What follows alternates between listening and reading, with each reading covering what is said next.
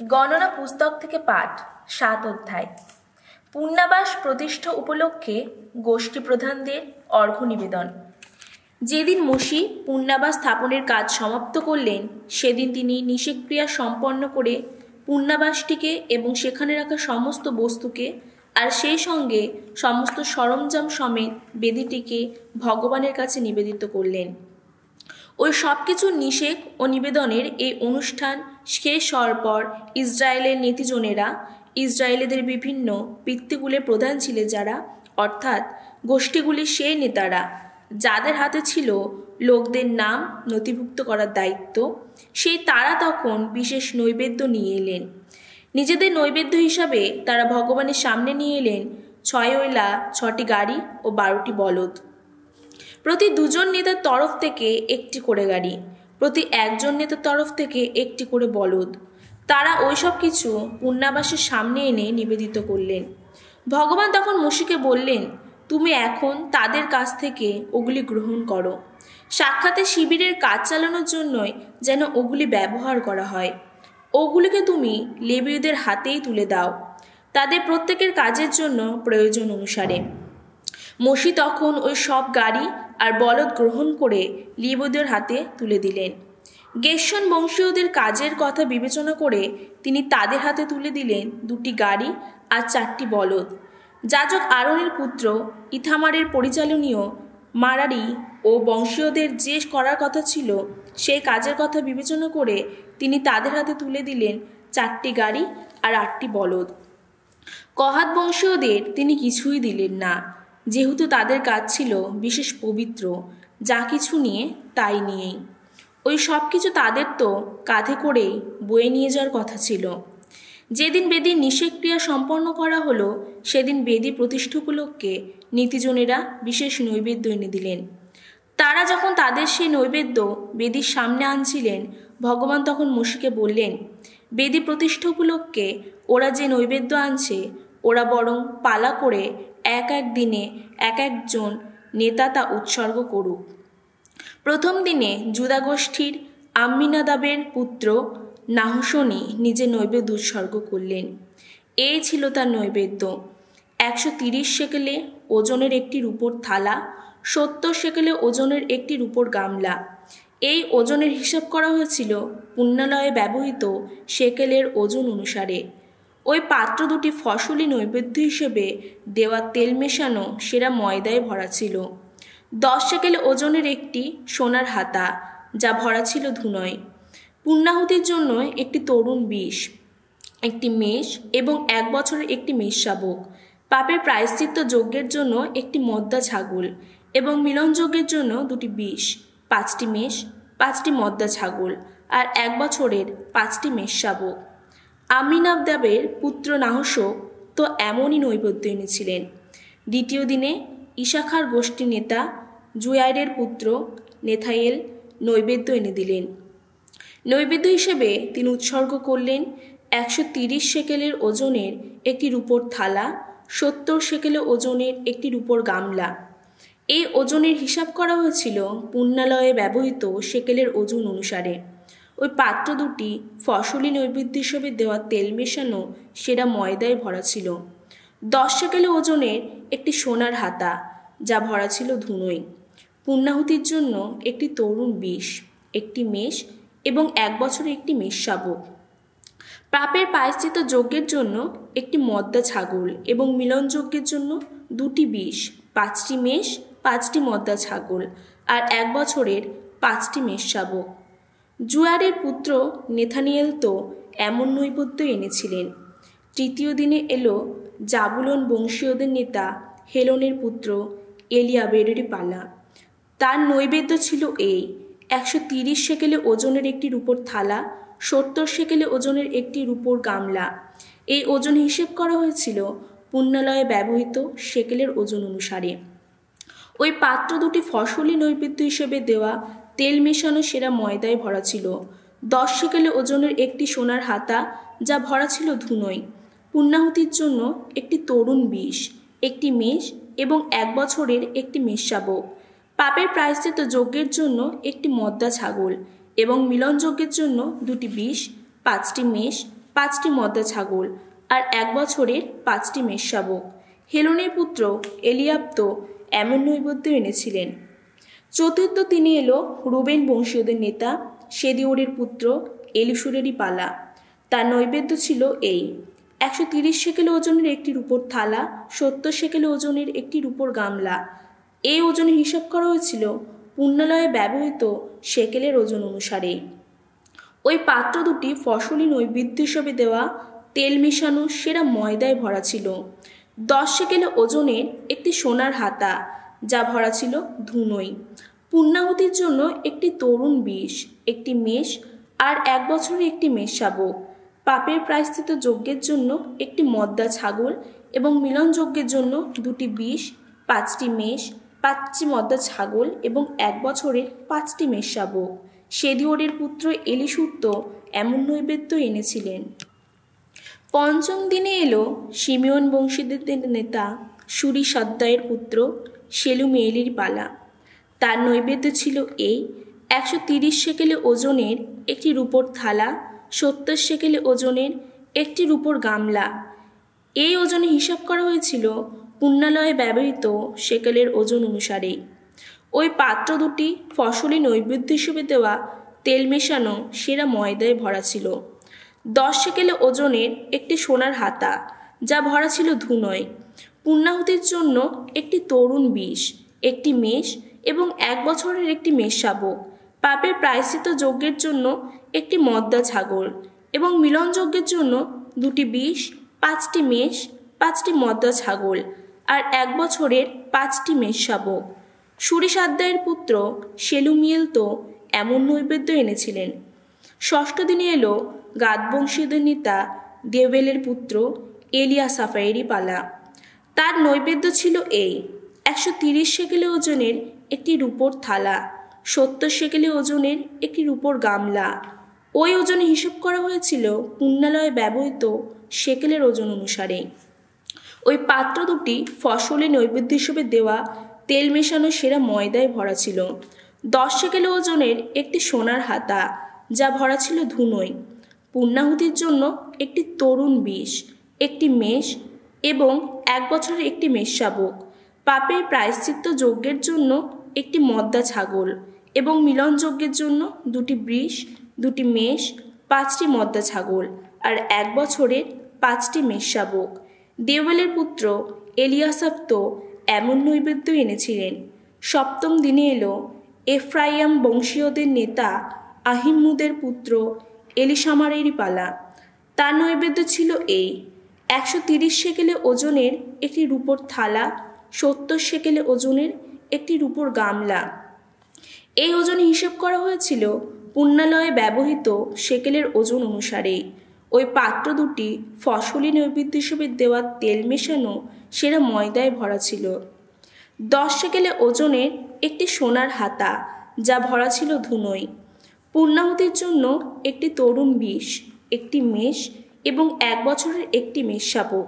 পাপের প্রায়শ্চিত্ত যজ্ঞের জন্য একটি মদ্দা ছাগল এবং মিলন যজ্ঞের জন্য 2টি বিষ, 5টি মেষ, 5টি মদ্দা ছাগল আর 1 বছরের 5টি মেষশাবক।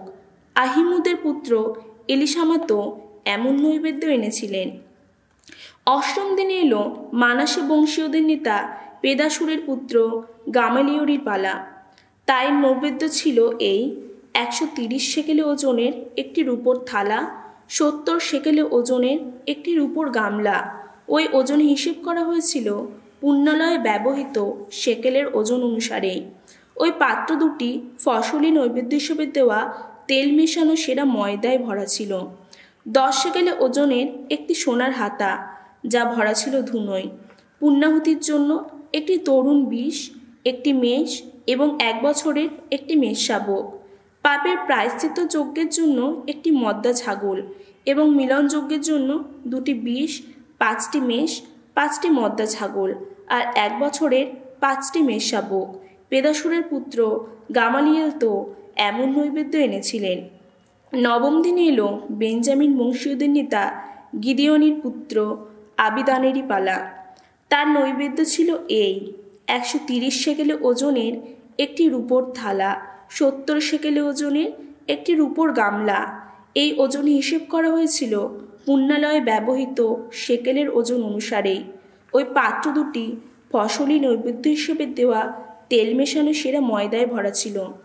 10 সেকেলে ওজনের একটি সোনার হাতা, যা ভরা ছিল ধুনোয়। পূর্ণাহুতির জন্য একটি তরুণ বিষ, একটি মেষ এবং 1 বছরের একটি মেষ শাবক। পাপের প্রায়শ্চিত্ত যজ্ঞের জন্য একটি মদ্দা ছাগল এবং মিলন যজ্ঞের জন্য 2টি বিষ, 5টি মেষ, 5টি মদ্দা ছাগল আর 1 বছরের 5টি মেষ শাবক। গিদিওনি পুত্র আবিদন্ত এমন নৈবেদ্য এনেছিলেন। 10ম দিনে এলো দান বংশীয়দের নেতা আমিত শাহেদের পুত্র হাইয়েজেরি পালা। তার নৈবেদ্য ছিল এই: 130 সেকেলে ওজনের একটি রূপোর থালা, 70 সেকেলে ওজনের একটি রূপোর গামলা। এই ওজনে হিসেব করা হয়েছিল পুণ্যালয়ে ব্যবহৃত সেকেলের ওজন অনুসারেই। ওই পাত্র দুটি ফসলি নৈবেদ্য হিসেবে দেওয়া তেল মেশানো সেরা ময়দায় ভরা ছিল। 10 সেকেলে ওজনের একটি সোনার হাতা, যা ভরা ছিল ধুনোয়। পুণ্যাহুতির জন্য একটি তরুণ বিষ, একটি মেষ এবং 1 বছরের একটি মেষ শাবক। পাপের প্রায়শ্চিত্ত যজ্ঞের জন্য একটি মদ্দা ছাগল এবং মিলন যজ্ঞের জন্য 2টি বিষ, 5টি মেষ, 5টি মদ্দা ছাগল আর 1 বছরের 5টি মেষ শাবক। আমিষাদায়ের পুত্র আহিজিয়ের তো এমন নৈবেদ্যই এনেছিলেন। 11 দিনে এলো আশের বংশীয়দের নেতা ওক্রাতের পুত্র পাগিয়েলেরই পালা। তার নৈবেদ্য ছিল এই: 130 সেকেলে ওজনের একটি রূপোর থালা, 70 সেকেলে ওজনের একটি রূপোর গামলা।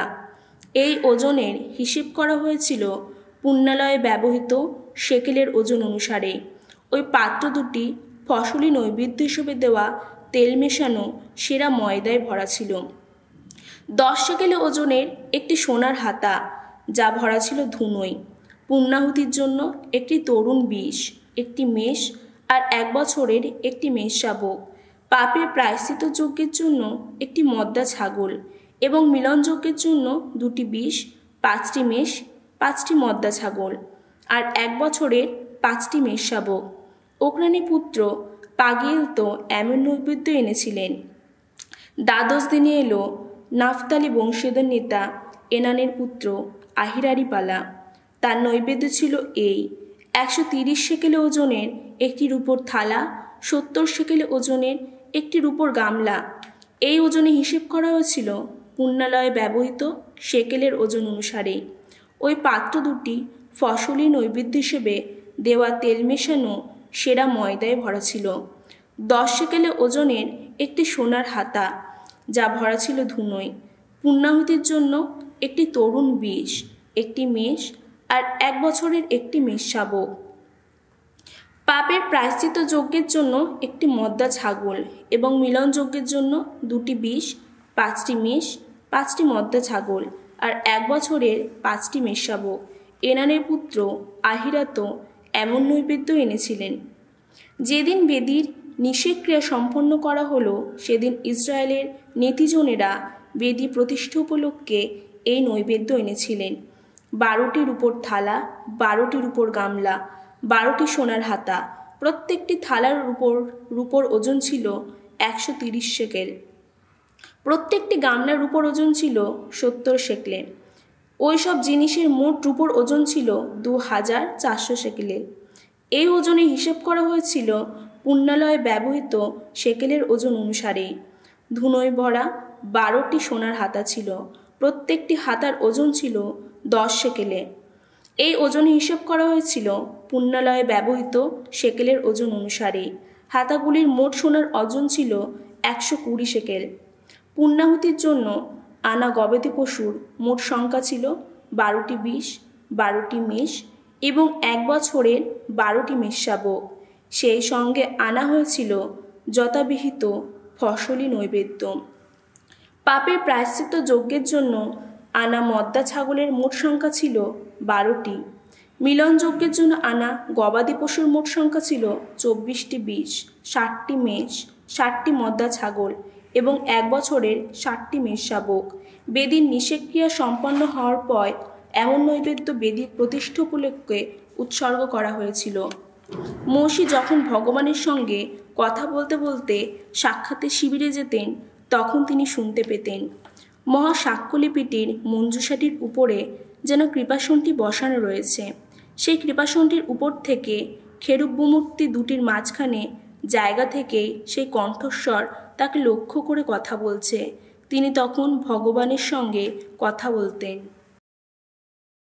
শ্যামসঙ্গীত ৭৩। ইসরায়েলের মানুষ যারা, পূর্ণচিত্ত যারা, ঈশ্বর সত্যি তাদের কত মঙ্গল করেন।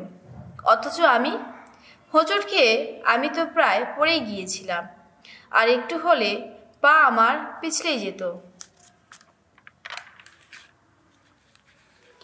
যখন দেখেছি দুর্জনেরা কত সুখেই না আছে, ওই দর্পী মানুষগুলোকে মনে মনে ঈর্ষা করেছি। ওদের জীবনে কোনো জ্বালা নেই, কোনো যন্ত্রণা নেই। আহা, কত সুস্থ সবল ওরা। মর মানুষের দুঃখ কষ্ট পেতে হয় না ওদের, সাধারণ মানুষের মতো আঘাত পেতে হয় না কখনো। তাই তো দেখি দম্ভ যেন ওদের গলার মালা, উগ্রতা যেন অঙ্গের আবরণ। মেয়েদের স্তর ভেদ করে যেন বেরিয়ে এসেছে ওদের চোখ দুটো। ওদের মনের ভাবনা কল্পনা কি উচ্ছৃঙ্খল। ওরা যাই বলে সে তো বিষ মাখা ব্যঙ্গেরই ভরা কথা। অত্যাচারে হুমকি শোনায় কত উদ্ধত ভাবে। মুখের জোরে ওরা কিনা স্বর্গ জিততে চায়। সারা পৃথিবী জুড়েই ওদের জিভের দাপাদাপি। তাই ঈশ্বরের আপন জাতির লোকেরা ওদের কাছেই যায়। তাদের দেওয়া হয় অঢেল তৃষ্ণার জল। ওরা তো বলে, কী করি বা জানবেন ঈশ্বর, পরাৎপরের কি জানার ক্ষমতা আছে নাকি? এমন মানুষ ওরা, ওই দুর্জন যারা। সর্বদা নিশ্চিন্তে থাকে, বাড়িয়েই চলে বিত্তের সঞ্চয়। তাহলে আমি তো বৃথা এতদিন শুচিশুদ্ধ রেখেছি অন্তর, বৃথা এতদিন ধুয়েছি দু হাত, থেকেছি নির্দোষ। নিয়তই আমাকে সইতে হয় কত দুঃখের আঘাত। প্রতিটি সকাল নামিয়ে আনে নতুন শাস্তি।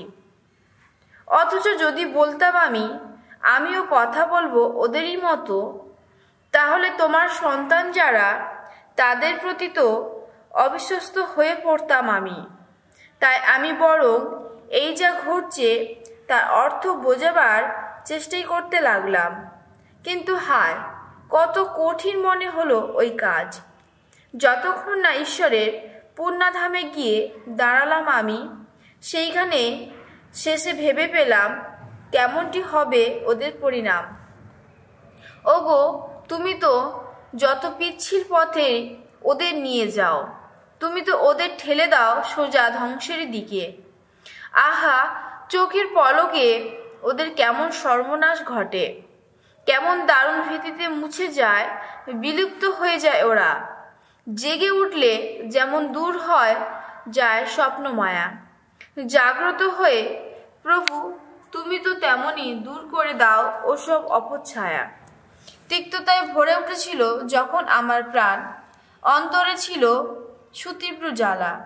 তখন আমি তো অজ্ঞ ছিলাম, আমি তো অবোধ ছিলাম।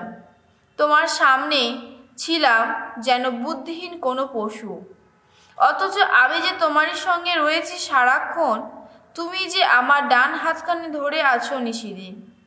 মন্ত্রণা দিয়ে তুমি তো আমায় নিত্য চালিত করো, আর শেষে কাছে টেনে আমাকে তুমি তো মহিয়ায় ভূষিত করবে। আহা, স্বর্গলোকে তুমি ছাড়া আমার আপন বলতে আর কেহ বা আছে? এই জগতে তোমাকে ছাড়া তো কিছুই চাই না আমি। দেহটা আমার, মনটা আমার ভেঙে পড়তেও পারে, কিন্তু ঈশ্বর নিজেই আমার প্রাণের শক্তিশৈল, চির আপন আমার। তোমাকে ছেড়ে দূর থাকে যারা, হ্যাঁ, তাদের শেষকালে মরতেই হবে।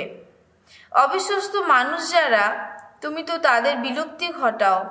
কিন্তু আমি ঈশ্বরের সঙ্গে থাকা, সেই তো আমার সুখ।